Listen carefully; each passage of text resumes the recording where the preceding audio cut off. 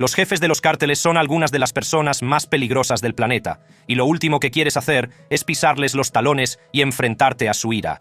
Algunas personas se han atrevido a probar suerte con los jefes de los cárteles, pero no han vivido para contarlo.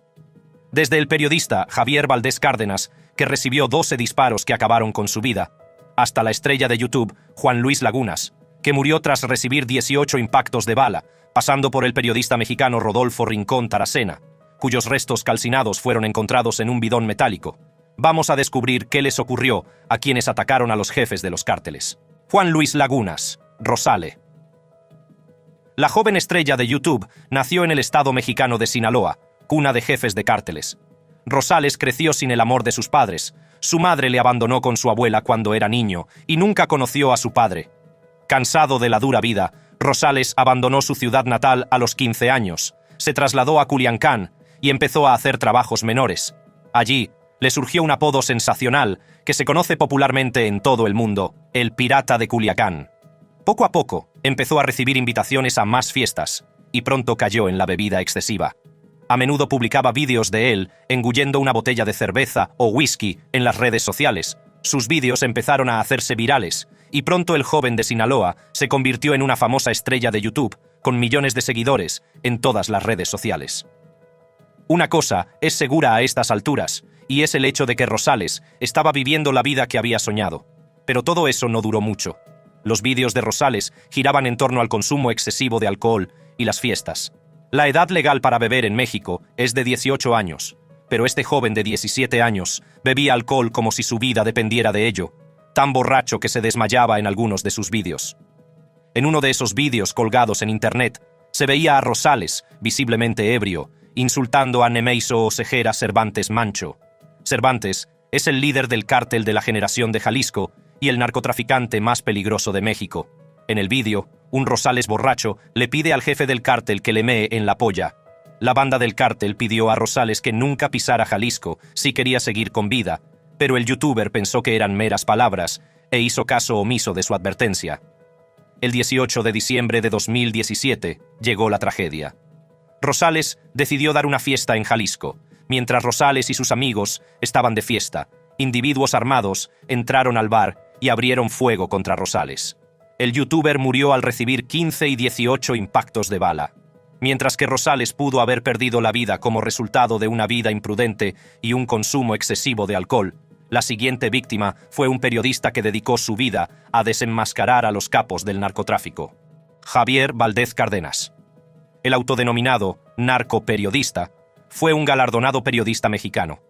Fue uno de los fundadores de Ridoise, un semanario dedicado a denunciar la delincuencia y la corrupción en Sinaloa. Valdez, que dedicó su vida a denunciar delitos, escribió varios libros sobre narcotráfico, entre ellos el popular Miss Narco, en el que se adentraba en la vida de las esposas y novias de los señores de los cárteles. En uno de sus libros, titulado Los morros del narco, The Kids of the Drug Trade, niños y adolescentes en el narcotráfico mexicano, Valdez habla de niños y adolescentes atraídos por el narcotráfico y de cómo estos niños se exponen al peligro a una edad muy temprana. En septiembre de 2009, Valdez publicó una serie sobre el narcotráfico a través de su periódico, lo que no sentó nada bien a los señores de la droga, que decidieron que era hora de hacerle una visita al autodenominado narcoperiodista. Aquel fatídico día, una granada fue lanzada contra la oficina de Río 12, causando daños en los edificios, pero afortunadamente no se perdieron vidas. A estas alturas, el mensaje era alto y claro, pero Valdez hizo oídos sordos a la advertencia y a la amenaza.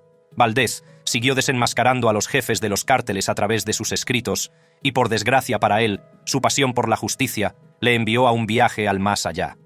El lunes 15 de mayo de 2017, Valdez recibió 12 disparos y fue asesinado a pocas manzanas de su oficina. El siguiente en nuestra lista es un periodista galardonado que se negó a ceder a la presión y siguió siendo una espina clavada en la carne de los jefes del cártel. Anabel Hernández. Anabel Hernández es una galardonada periodista mexicana que ha dedicado su vida a luchar contra la corrupción y los narcotraficantes. Tras la publicación de su libro Los señores del narco, Anabel se convirtió en objetivo de los narcotraficantes. Anabel describió con detalle a los narcotraficantes mexicanos y su forma de actuar. El libro enfureció a los jefes de los cárteles y empezaron a atacar a su familia. Recibió varias amenazas de muerte e incluso le enviaron animales sin cabeza a su casa en señal de advertencia. En ese momento, Annabel supo que su vida y la de su familia corrían peligro, por lo que decidió actuar con rapidez contratando los servicios de 2 guardaespaldas, pero ni siquiera eso pudo detener a los capos de la droga, que estaban decididos a eliminar a la audaz periodista. En diciembre de 2013 ocurrió algo inesperado. 11 pistoleros fueron enviados a la casa de la periodista para matarla a ella y a su familia, pero por suerte, Annabel no estaba en casa. Sus guardaespaldas fueron apresados y golpeados, e incluso sus vecinos no quedaron fuera del ataque. Fue entonces cuando Annabel se dio cuenta de que había llegado el momento de abandonar México. La periodista huyó del país con su familia, pero ese no fue el final, ya que ha seguido denunciando a los capos del narcotráfico, al gobierno, a la policía y la corrupción en México.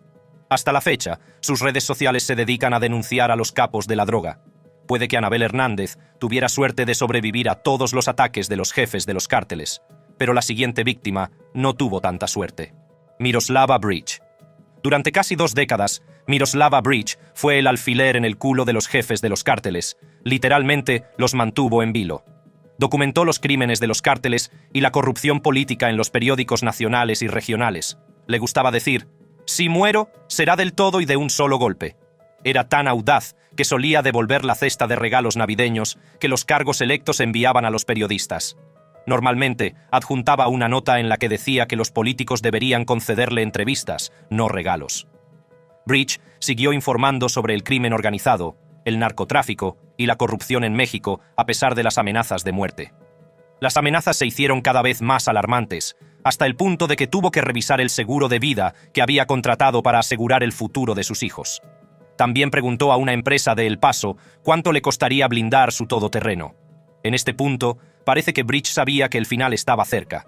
Breach no podía permitirse blindar su todoterreno, así que decidió dejar el periodismo para protegerse a sí misma y a su familia. Su pasión por el periodismo era más fuerte que cualquier otra cosa. Por mucho que lo intentara, no podía decidirse a dejarlo. El día en que Breach insistió en que los líderes de derechos humanos debían hacer algo mejor e impedir que los ricos robaran el agua pública, fue el día en que le arrebataron la vida. Mientras llevaba a su hijo de 14 años al colegio, un hombre no identificado se acercó a su todoterreno y le disparó 8 veces a través de la ventanilla. En cuestión de minutos, la audaz periodista había muerto. La siguiente víctima no era una simple periodista, sino un reportero de sucesos que dedicaba su oficio a desenmascarar a los capos de los cárteles. Rodolfo Rincón Taracena. Rodolfo Rincón Taracena, periodista mexicano y reportero de sucesos del periódico Tabasco Hoy. Rodolfo escribe mucho sobre el narcotráfico y la creciente presencia del crimen organizado en su estado natal. Como todos los periodistas que se han atrevido a enfrentarse a los señores de la droga, Rodolfo empezó a recibir amenazas de muerte tras escribir un artículo sobre el cártel de los Zetas. En el artículo, Rodolfo daba una visión de las actividades de narcotráfico de la banda en el sureño estado mexicano de Tabasco. También mencionó los nombres de algunos de los miembros del cártel de la droga, lo que enfureció a la banda y decidieron darle a Rodolfo una lección que nunca olvidaría. Pocos días después de la publicación del artículo, Rodolfo desapareció el 20 de enero de 2007. El domingo 28 de febrero, la Procuraduría General de Justicia de Tabasco confirmó que Rodolfo fue asesinado por miembros del cártel de los Zetas a causa del artículo que escribió sobre la banda. Las conclusiones de la Fiscalía se basan en la confesión de los miembros del cártel de los Zetas que fueron detenidos. La confesión del sospechoso condujo a un registro de la propiedad de la banda, donde se encontraron los restos calcinados de Rodolfo y otras 5 personas en bidones metálicos. La siguiente víctima utilizó grandes pelucas y gafas para lanzar sus brutales pero locuaces críticas a los jefes de los cárteles.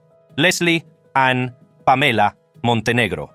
Leslie Ann Pamela Montenegro es una youtuber conocida popularmente como Nana Pelucas.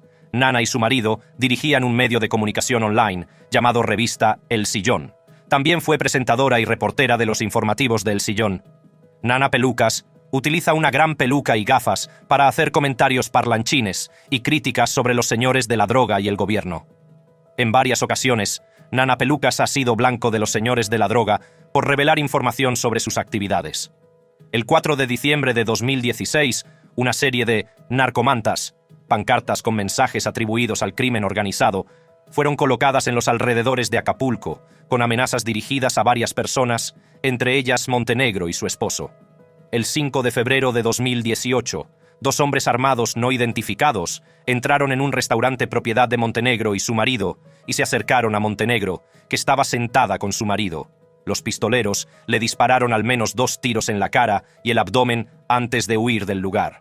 Según la fiscalía, Leslie Ann Pamela Montenegro fue asesinada porque revelaba información privilegiada sobre bandas de narcotraficantes de Acapulco en sus vídeos de YouTube.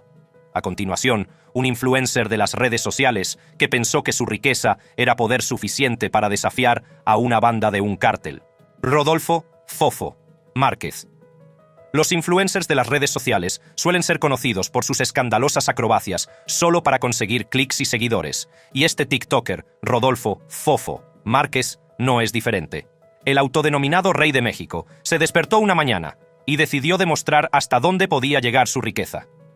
El TikToker utilizó su lujosa flota de coches para crear un atasco en un puente de México. En el vídeo viral, que ya ha sido borrado de su página de TikToker, se veía a Rodolfo Fofo Márquez presumiendo de cómo iba a cerrar el puente Matute Remus de Guadalajara. La acción de Fofo Márquez fue criticada en todas las redes sociales. El cártel Jalisco Nueva Generación, CJNG, también respondió al video. El cártel amenazó con secuestrar a Rodolfo Fofo Márquez si lo veían en Guadalajara o en cualquier otro lugar como represalia por bloquear el tráfico en su territorio. Tras darse cuenta de los efectos de su estupidez y por miedo a perder la vida, Fofo Márquez se disculpó y borró el vídeo de su página, pero, por desgracia para él, el CJNG no se tragó nada de eso. En una publicación en las redes sociales, el CJNG calificó a Fofo Márquez de escoria y condenó su acrobacia en el puente de Guadalajara. El cártel agregó que el truco de Fofo es un acto que no toleran y que nunca permitirían que un pendejo viniera a Jalisco a hacer este tipo de cosas. También agregaron que el Mencho, el líder Nemesio o Ceguera Cervantes, es quien manda en Jalisco. La siguiente víctima es un apasionado periodista que no escatimó esfuerzos para desenmascarar a los jefes de los cárteles. Diana Consuelo Turbay Quintero. Diana Turbay fue una periodista colombiana hija del ex. Diana Turbay trabajó para Noticias Neutrón. También trabajó para la campaña presidencial de César Gaviria e informó sobre el secuestro de varios ricos herederos y herederas por parte de Pablo Escobar y el cartel de Medellín en 1990. Obtuvo un alto índice de aprobación por su trabajo a finales de los 80 y principios de los 90. Su fama provocó los celos de la periodista rival Valeris Vélez, amante del narcotraficante Pablo Escobar. A pesar de haber nacido con una cuchara de plata, Diana Turbay no era una de esas princesas que se limitan a sentarse en palacio, sino que era la voz del pueblo. No perdía ocasión de hablar contra los jefes de los cárteles y la corrupción en México. Sin embargo, en un estado peligroso como México, nadie es invencible. El 30 de agosto de 1990, Diana Turbay fue engañada y secuestrada. Cuando se dirigía a realizar una supuesta entrevista con el líder guerrillero Manuel Pérez, del ELN, su furgoneta fue bloqueada por un camión del cártel de Medellín. Su conductor y su guardaespaldas murieron en el desagradable incidente.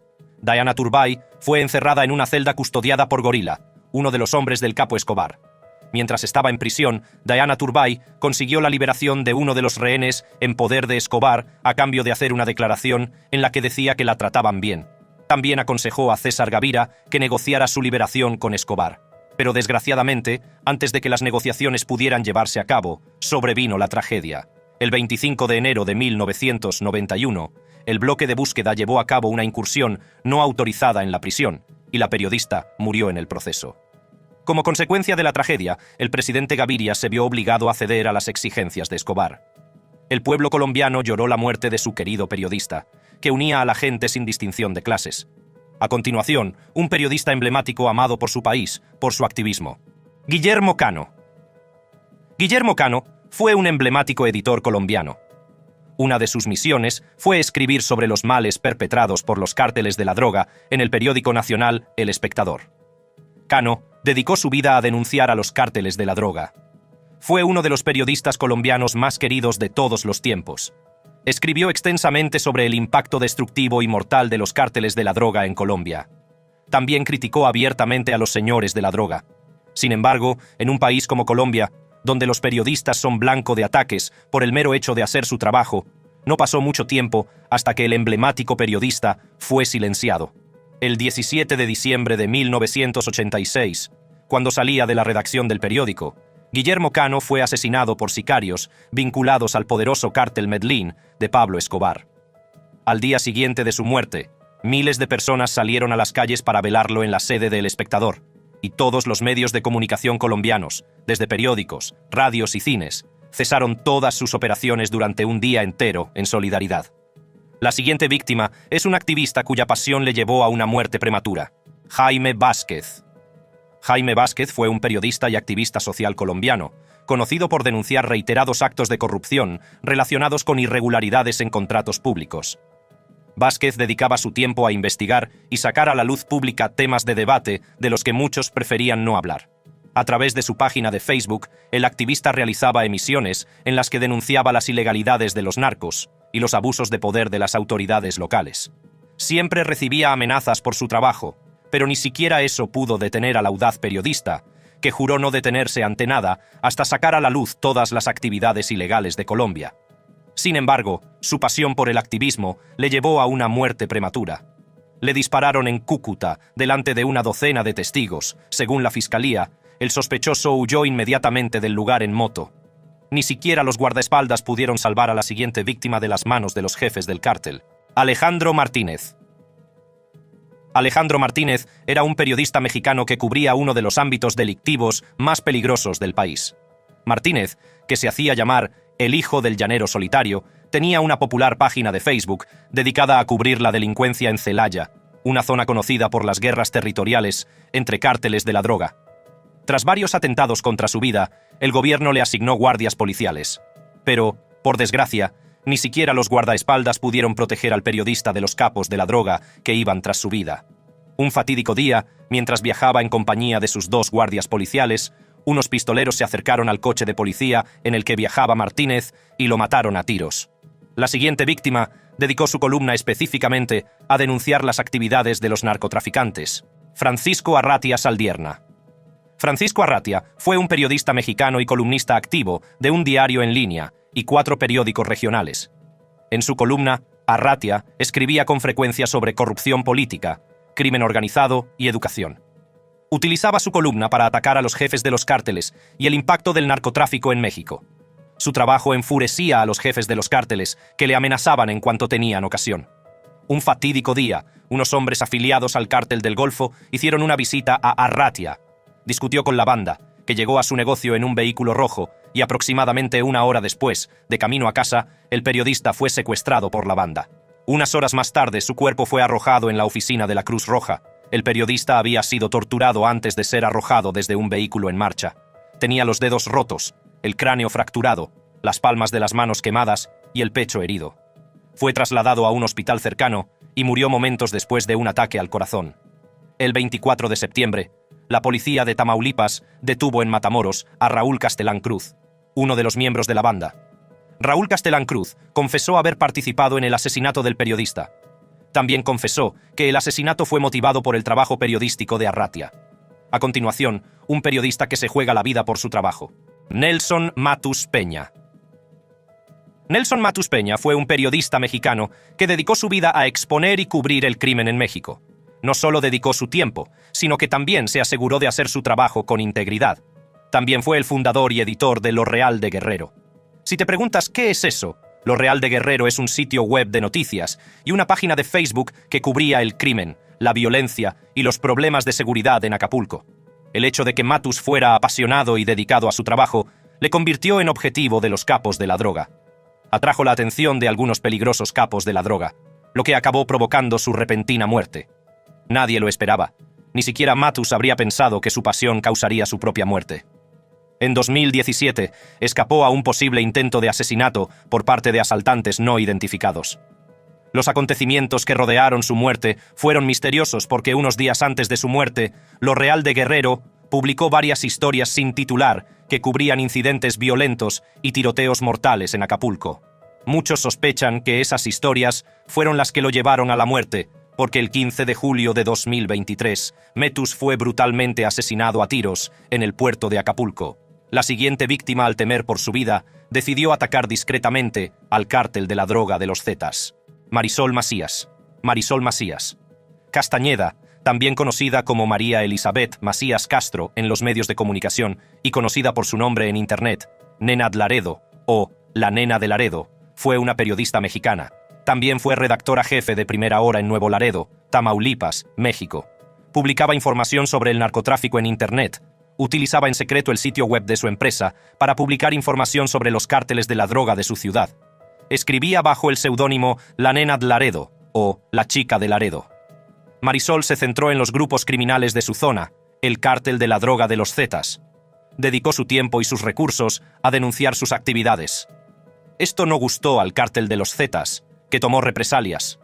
Marisol fue asesinada con la cabeza en lo alto de un popular monumento de piedra, el monumento a Cristóbal Colón, en una concurrida zona de la ciudad. El resto de su cuerpo y sus pertenencias, así como la nota manuscrita, aparecieron cerca del monumento. La banda de los Zetas dejó una nota junto a su cuerpo, en la que se podía leer: «Ok, Nuevo Laredo en vivo», y una traducción en las redes sociales: «Soy Nena de Laredo y estoy aquí por mis denuncias, online, y las vuestras. Para los que no creen que esto me pasó por mis acciones, por confiar en el ejército y los marinos. Gracias por su atención, la Nena de Laredo». Sigue siendo un misterio cómo la banda descubrió su identidad en las redes sociales. El siguiente es un periodista mexicano que fue considerado un enemigo del Estado tanto por el gobierno como por los señores del cartel. Regina Martínez. Regina Martínez fue una periodista mexicana, a menudo considerada enemiga del Estado. Se granjeó poderosos enemigos gracias a su duro periodismo. Investigó las acusaciones de connivencia entre dirigentes políticos, fuerzas de seguridad y narcotraficantes en México. Su trabajo puso de relieve la violencia, los abusos de poder y los encubrimientos en las páginas de Proceso, la revista de investigación periodística más importante de México. A pesar de las numerosas amenazas de muerte, Martínez se negó a rendirse y continuó con su duro periodismo. Pero, como a todos los periodistas que se han atrevido a ser audaces y diferentes, a Martínez le arrebataron la vida el 28 de abril de 2012 en su bungalow de la capital del estado, Xalapa. Se defendió, pero después fue dominada por la banda, que la golpeó duramente y le rompió la mandíbula antes de asfixiarla con un paño de cocina. La siguiente víctima fue secuestrada y asesinada. Su cuerpo fue envuelto en plástico y arrojado a la carretera. Luis Enrique Ramírez Ramos. Luis Enrique Ramírez Ramos fue un periodista mexicano. También fue el director fundador del sitio web Fuentes Fidedignas. Su sitio web cubre la violencia de los cárteles de la droga que asolan Sinaloa y las disputas políticas. Ramírez Ramos, también columnista del diario El Debate, había escrito sobre el creciente alcance de la violencia contra los periodistas por parte de los cárteles de la droga. Según amigos y familiares, Ramírez Ramos había recibido varias amenazas relacionadas con su trabajo. En la mañana del 5 de mayo, Ramírez Ramos fue secuestrado cerca de su apartamento. Unas horas más tarde, su cuerpo fue encontrado en un camino de tierra, envuelto en plástico, cerca de un depósito de chatarra en la capital del estado de Sinaloa. Según la fiscalía, murió de múltiples golpes en la cabeza. En un principio se desconocía el motivo de su asesinato, pero el estado de Sinaloa es el bastión del cártel de Sinaloa del famoso narcotraficante Joaquín El Chapo Guzmán. A continuación, otro periodista silenciado por denunciar a la banda del cártel de los Félix. Lourdes Maldonado. Lourdes Maldonado es otra periodista mexicana que perdió la vida solo por hablar contra los jefes de los cárteles. Lourdes había hablado sobre la banda del cártel de los Arellano Félix. Expuso al público sus actividades y el comportamiento obsesivo del cártel con el asesinato de periodistas. A lo largo de los años, Lourdes había recibido amenazas, incluyendo 2 ataques a su coche y múltiples promesas de cazarla. En 2019, viajó a Ciudad de México para confrontar al presidente Andrés Manuel López Obrador sobre el riesgo que sentía. «Temo por mi vida», le dijo al presidente en vivo por televisión en una de sus sesiones informativas matutinas diarias. El gobierno escuchó las súplicas de Lourdes y le proporcionó seguridad, pero ni siquiera eso pudo salvarla. Fue asesinada cuando llegaba a su casa. Le habían pasado sus peores temores. La siguiente víctima es un youtuber que fue asesinado en presencia de su familia. Super Chinelo. Super Chinelo, nombre real.